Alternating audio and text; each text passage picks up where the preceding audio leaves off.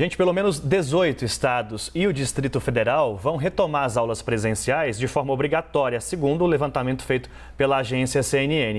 A gente vai conversar sobre esse assunto com o Dr. Marcelo Otsuka, coordenador do Comitê de Infectologia Pediátrica da Sociedade Brasileira de Infectologia.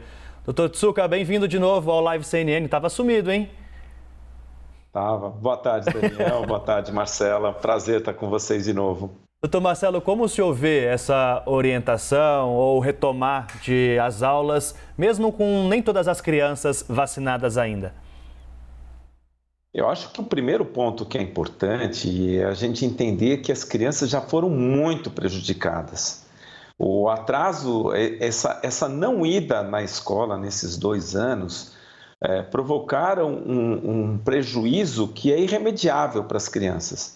Tanto no desenvolvimento neurológico, no desenvolvimento social, no desenvolvimento físico, no aprendizado, em agressões. As crianças, aumentou quase 400% a agressão à criança que não tem ido à escola.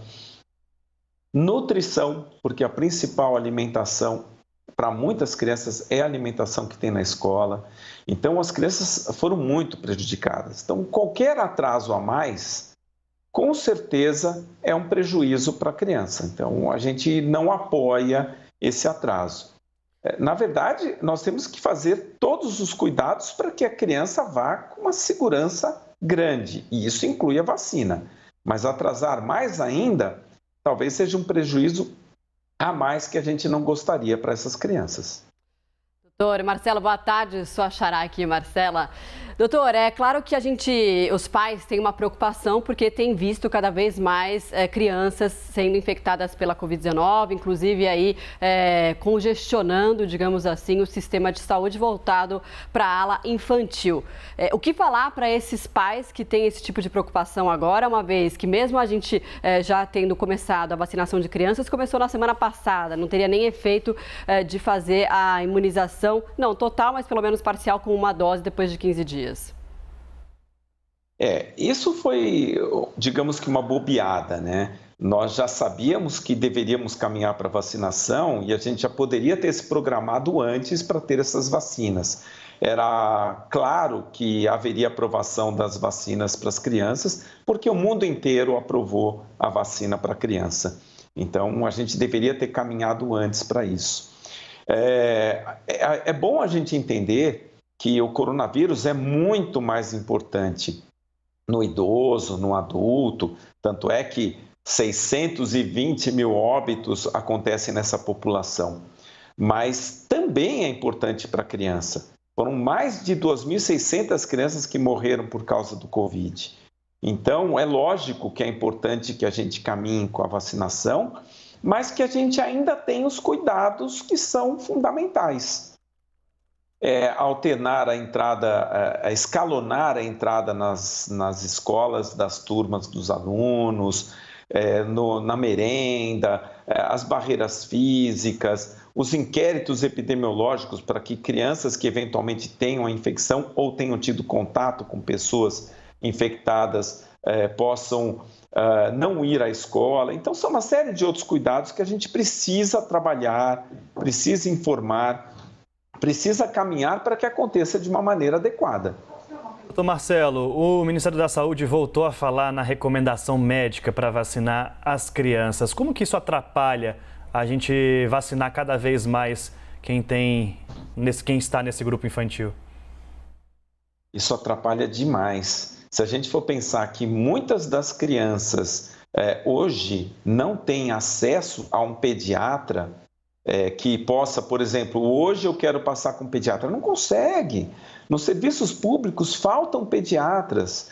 Então, você cria um empecilho a mais para uma coisa que já tem aprovação de técnicos, de pessoas capacitadas para essa aprovação, o pessoal da Anvisa, que já tem toda a orientação da Sociedade Brasileira de Pediatria e de Infectologia. Então, são empecilhos que só prejudicam as crianças. E isso é o que a gente menos quer, que aconteçam esses prejuízos.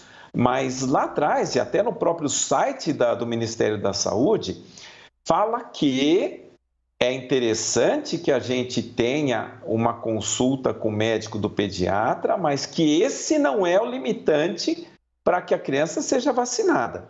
Então, a forma como é colocado foge até das orientações que a gente teve recentemente.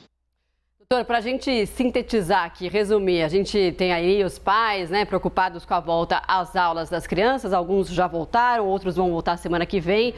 O ideal, então, é tomar os cuidados, tomar a vacina, por mais que não tenha ali os 15 dias, já tomar a vacina assim que for possível, né, em cada estado, em cada cidade, e seguir normalmente para as escolas, é isso?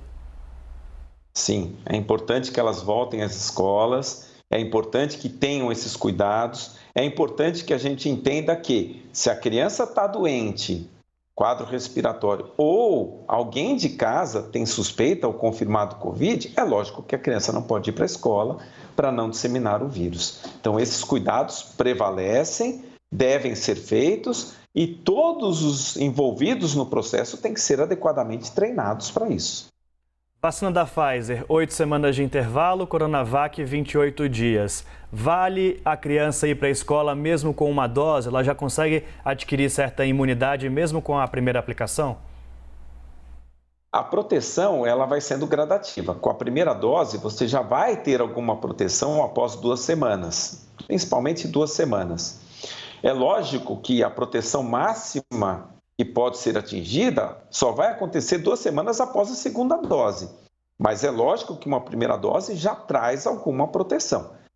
Não significa que não deva fazer a segunda dose e não significa que a gente não deva tomar os cuidados necessários. Doutora, a gente pode falar quais são as principais diferenças entre a Coronavac para criança e a vacina da Pfizer para criança? As 2 vacinas se mostraram extremamente eficazes nessa população de 5 a 11 anos. A gente observa que a eficácia beira a 90% na proteção de internação e, inclusive, mais ainda para mortalidade em criança, o que é excelente.